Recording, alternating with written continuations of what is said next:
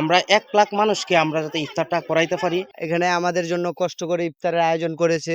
সেহরির টাইমও আমরা এই আয়োজনটা করে থাকি। আমরা ইফতারের টাকা লাগতেছে না। আমরা করতেছি হচ্ছে সবার আগে হচ্ছে মহান আল্লাহর সন্তুষ্টির জন্য।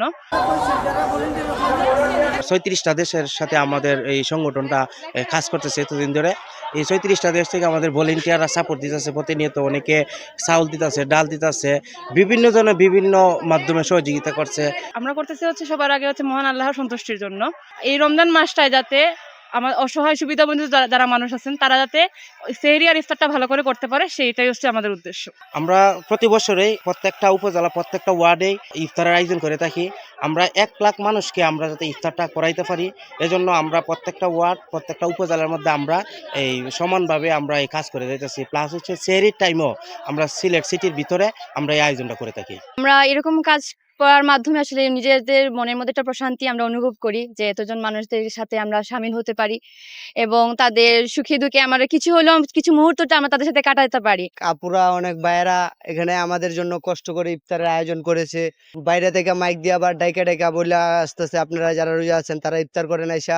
এটা আমরা দীর্ঘ 7 বছর ধরে আমরা এই কাজটা করতেছি। নবী করিম সাল্লাল্লাহু আলাইহি সাল্লামও অনেক সময় মানুষের খাওয়াইতো, যে খাওয়াইলে আমরা মানে খাওয়ানোর মধ্যে সওয়াব আছে।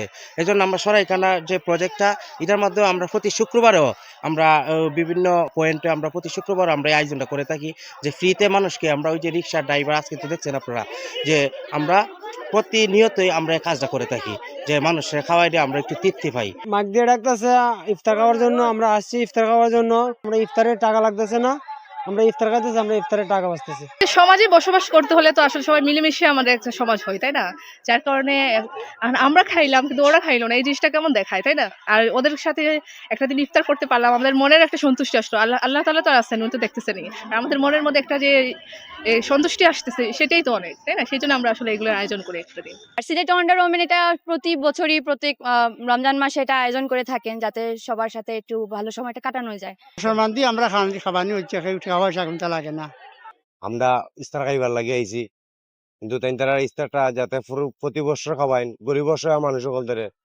আয়োজনে বেসিক্যালি আমরা ইফতার সেহরিরও আছে, যেটা আমরা মেয়েরা আমরা একটা দিন সরাইখানার যে কিচেনটা আছে সেটা আমরা আমাদের দায়িত্বে নিয়ে নিই। মেয়েদের আমরা যে ওয়ান্ডার ওমেন আমাদের দায়িত্বে নিয়ে নিই, সেটাই। আর সেহরির টাইমটা এটা আসলে বাইরেরাই দেখে ওই জিনিসটা, ওটা তো রাতের বেলার, যার কারণে বাইরেরা দেখেন। ফান্ডিংটা হচ্ছে আমরা এখন পর্যন্ত আমরা কোনো পাবলিক কোনো ফান্ড রেজিং করি না।